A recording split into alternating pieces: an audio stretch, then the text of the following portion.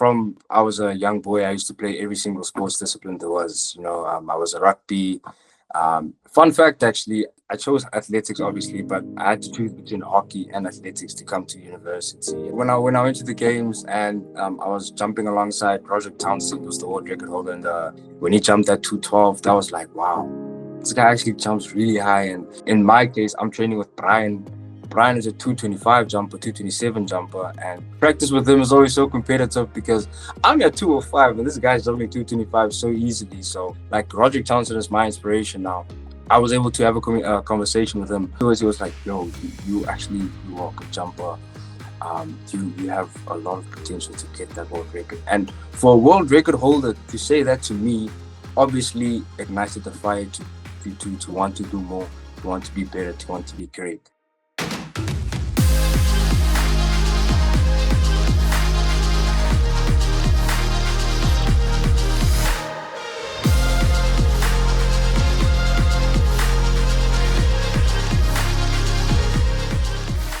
Welcome to the Team South Africa podcast, where we kind of bring you closer with athletes who inspire us. Today, we've got the incredible Khumo Pitso, who is wearing the wrong shirt. A Paralympic star who flies the flag high for South Africa. Khumo, welcome. How is life treating you post-Paris? How's kind of training going? First of all, thank you for having me. Honestly, post-Paralympics, my life has been pretty hectic because after getting off that plane, it's straight into the books, straight into the exams. So I had to deal with that at first. But in terms of training and practice, I got a lot stronger, which is something I was really aiming for in terms of my mental. The fact that I've gone through Paris and the Worlds last year, being my first year as well. I really try to focus on my mental health side of the aspect of it. And it's been going good. I've been setting up small milestones, goals that I can accomplish each and every training session that obviously accumulate to me overall performing better for this 2025 season. And I'm just happy that I'm healthy and I'm ready to fly high again. Fantastic. So tell us a bit about your journey. When did you first realize you had a passion for sport? Honestly, from I was a young boy, I used to play every single sports discipline there was. I was a rugby. Fun fact, actually, I chose athletics, obviously, but I had to choose between hockey and athletics to come to university. And my high school life has been obviously hockey and athletics. But I've always had a passion for sports because I was that kid who always wanted to do something outside. I could never stay indoors. And honestly, by being good at sports, it also motivated me to just like socialize more with people, meet various people from different backgrounds, and just be able to be comfortable in my skin as well. So sports has had a major impact in my life or my journey thus far. And honestly, it's just a great way to stay active as well. And when did you kind of realize that, hey man, I think I can do this, I can make it?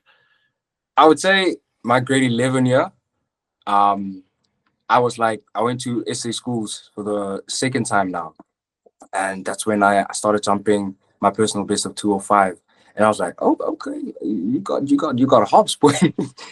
And since then, I spoke to my coach. My coach told me, look, you can get a scholarship at varsity, because that's when we found that I was eligible to compete at the Para Games, like para athletics.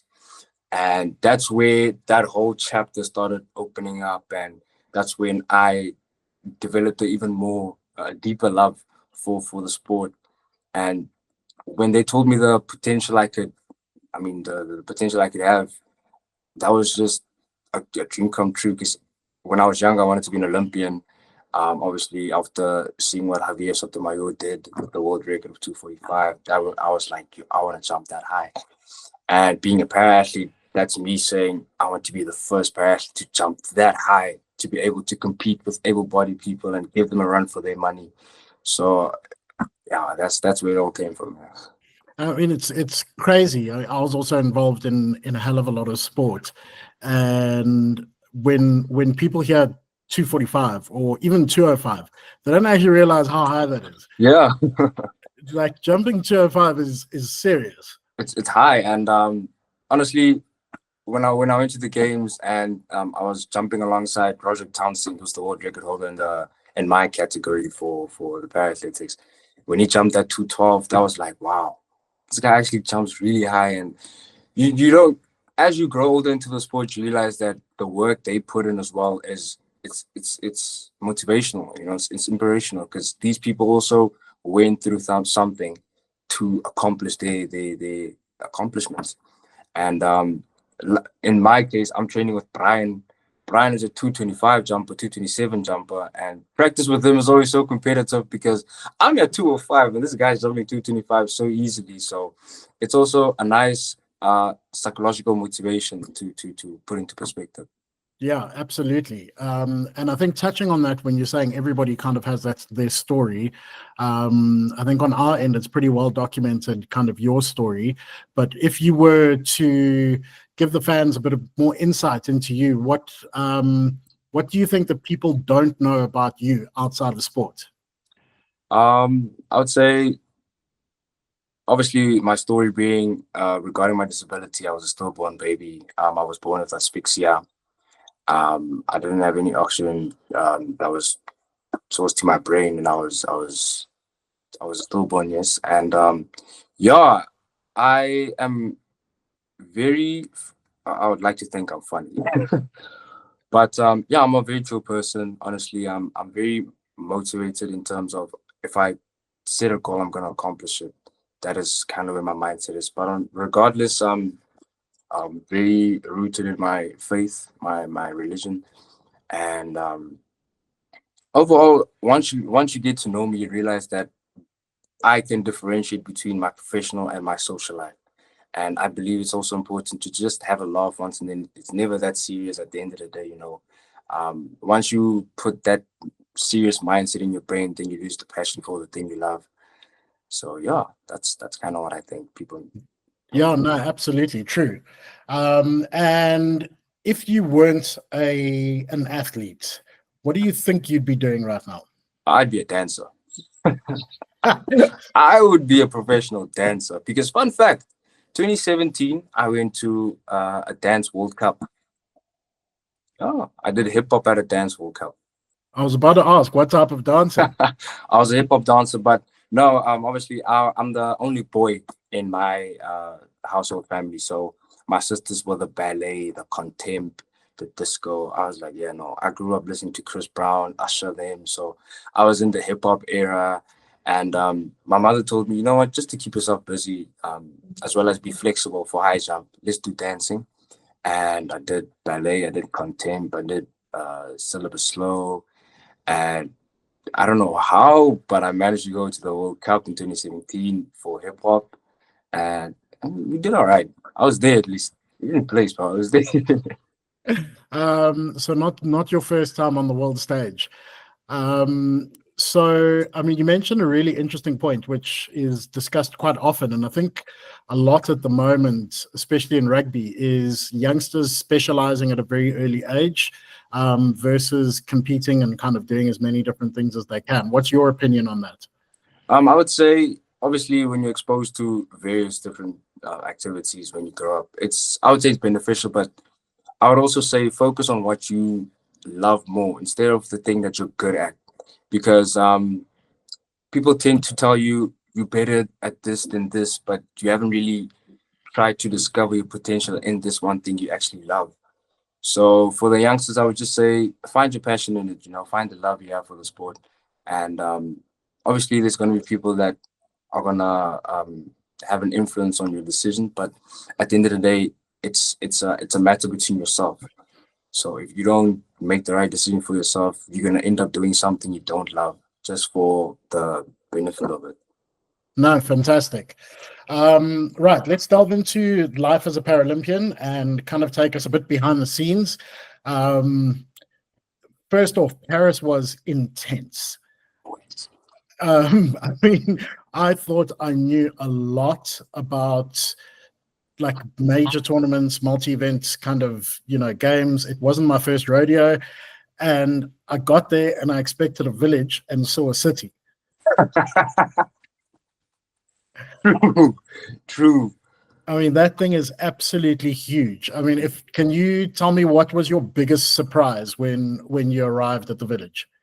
My biggest surprise. Oh, wow. So, first of all, it's Paris. Paris in itself is just an amazing city. But when we moved into the Paralympic village, I don't know if there's words to describe how like it's so crazy how they could have made it accessible and easy for the Paralympians who went there just to be able to go from A to B without any stress, without any strain, from the portable cars, from the accessible buildings. You know, like obviously people don't look at or didn't look at para athletics as a major thing, right? But 2024, the Paralympic Games, I feel like was a revolutionary statement that was made to the world to showcase that para athletes actually are very good at what they do. Like I came in with that mindset of, nah, I've been doing able body sports for so long. Nah, I got this. No, I was humbled. I was humbled, and it's honestly it was the best time of my life to see the support from the stadium, the crowd, to see the community within the Paralympians from various countries, to see how people inspire each other. Like Roderick Townsend is my inspiration now, because he's my role model in the high jump field of T47. I was able to have a conversation with him post jumping because before we jumped, it was so serious, it was so competitive. But afterwards, he was like, "Yo, you are a good jumper.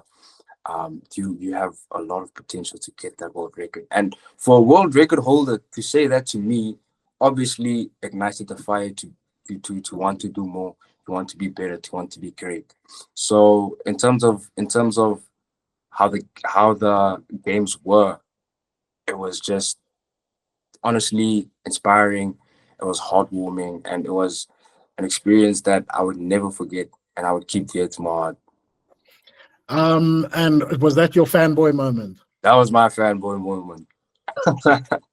I had an Um, opportunity to even hold his medal because he was wearing the medal around his neck, and we took a picture. And I was so nervous to go sit because he was sitting there, and there was a seat open next to him, and I was so nervous to go there. But then he was like, "No, come over," and I was like, "No, no, no, this is my guy now." and that thing's heavy, eh? Oh, it's heavy. Even Mpumi, when he came with his medal, I was like, "Hey, why is this thing so heavy?" No, fantastic. Being in that environment, kind of sitting there with one of your heroes or seeing Mbumi doing his thing, I mean, it's high stakes. Yes. It's high stakes stuff. You don't get this opportunity every day. How do you personally handle the pressure in that sort of environment? So with me, as I said, I'm very rooted in my faith. So I believe that God wouldn't put you in a situation if He didn't trust you with it. And pressure makes diamonds. So with pressure comes obviously a lot of stresses, but I tell myself, don't stress about it because you wouldn't be here if you weren't destined to be there. You know what I mean? And having all these these big athletes, people I looked up to, the fact that I could be on the same level as them and have a conversation with them obviously made the experience quite easier and more comfortable. Whereas I could have spoken to them openly about what I feel, how nervous I am, and they were like, "No, you know what? Trust yourself because you did the work. Now all you have to do is go display your godly given talents." And that's something I value dearly to my heart, especially from someone like Mpumi, Gerwin, my fellow teammates like Lisa, who's in bots with me as well.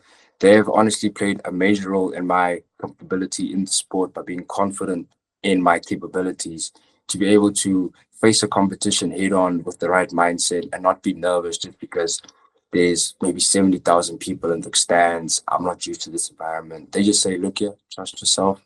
You've done it already. Just repeat it again, and God will do the rest." Now, if I had to press you to say which one of those South African athletes or any South African athletes do you admire the most? Honestly, I can't give you a specific person, but No, you have to give us a specific person.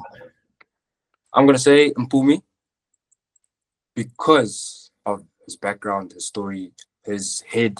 First of all, his mindset. Um, Mpumi is educated, guys. Like I spoke to Mpumi and I felt like, yo, this guy's my lecturer now. But no, honestly, Mpumi has taught me a lot throughout 2024. 2024 with being Worlds and the Paralympics.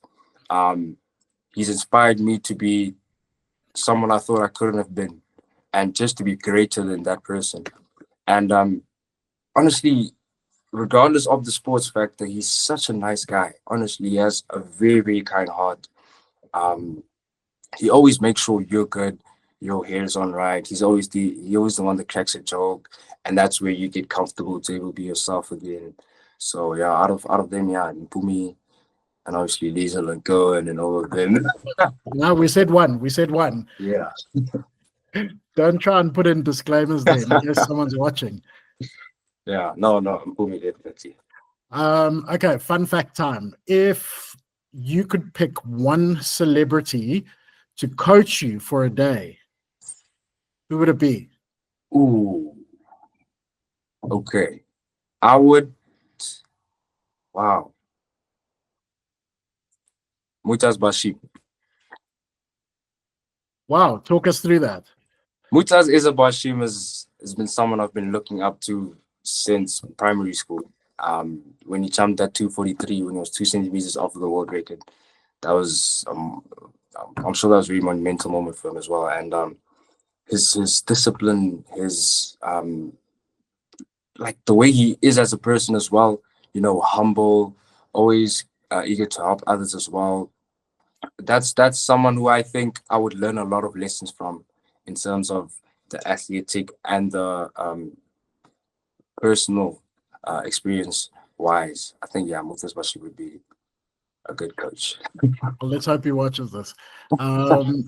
So, okay, a little bit of light-hearted, fun questions. It's going to be fairly quick fire, so we're going to keep our questions short. Some of them are very random, right? So we're going to start with a random one. Okay. When you're talking to all your friends, which emoji do you use the most? The cry emoji.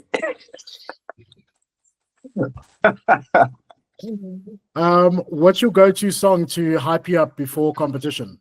Oh, Clean by Hillsong and Taya. If you were in charge of the pre-competition meal for the whole team, what would it be? Ooh, rice and mince. Rice and mince. Rice and mince. I didn't see that coming. What's the most embarrassing thing that's ever happened to you in competition? Oh, wow. I spiked my pants, so they ripped. My pants ripped mid-air. Tell me more. Well, this was grade 7, and it was my first, obviously, national competition. And that was the era where we didn't jump with tights. And I had those, being in freestyle, they gave us those shorty windbreaker vibe pants. And I don't know what I did with my leading leg. Over the bar, I landed, but it hooked to the end of the pants, the shorts now. And it tore. And it was not a nice toe. It didn't tear nicely. So was everything out there? No, the people who were there will remember. Yeah, it wasn't a good day for me. And when you landed, did you do the full roll over on the? I did the roll over because I didn't even clock it. I only clocked when I got off the mat. Like I only realized that why are people looking at me funny? And the umpire there, she came to me and was like, look here, just wear your towel, okay? I was like, okay, wow.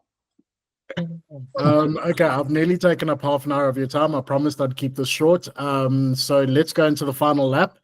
A bit of inspiration, some messages to the fans. You seem like a very level-headed guy, so I'm looking forward to some of this. What is one piece of advice you would give to young South Africans dreaming of becoming athletes? One thing I keep on preaching is small town kid. I'm a small town kid with big athletic dreams. I believe in the development or the support in small rural areas, especially athletes that don't have the resources to go to school or have shoes even. So my advice is to not listen to the naysayers. At the end of the day, if you have your family, if you have your teachers that are very important and play a very important role in your life, then you are able to depict where you want to be. And as a religious person, also keep your faith in Christ, because that is where you find your strength every day. And just believe in yourself, wake up with the mindset that today will be better than yesterday, because yesterday has passed and tomorrow is still coming. And honestly, from my experiences, from being someone who didn't even think they'd be where they are right now, I would just say trust in the process. Always have a smile on your face, and remember, the bad days are what make the better days come ahead. Fantastic, man. And if people want to follow you, see what you're up to, where's the best place to catch up? I'm more active on my social media, so Instagram, it's Khumo Pitso. You'll be able to see it. And I'm starting to get on my posting game, so I want to be more active on my social media, show the people what I do in my free time, what training looks like. But Instagram is the way you're gonna find me. No, fantastic, man. It's really been amazing chatting to you. Obviously, we'll be cheering for you all the way. It's my job. Any kind of final shout outs? Shout out to my coach, Coach Martin Marx. Shout out to my mama. I love you, mom. And just shout out to every single athlete who has a dream that they will accomplish. Thanks very much, my man. That's it for today. To our fans watching, make sure you tune in to Team SA podcast, where we'll be having some more behind-the-scene content from Olympians and Paralympians alike. It's been great having you. Thanks very much, my man. Thank you very much. Cheers. Cheers. Have a good day.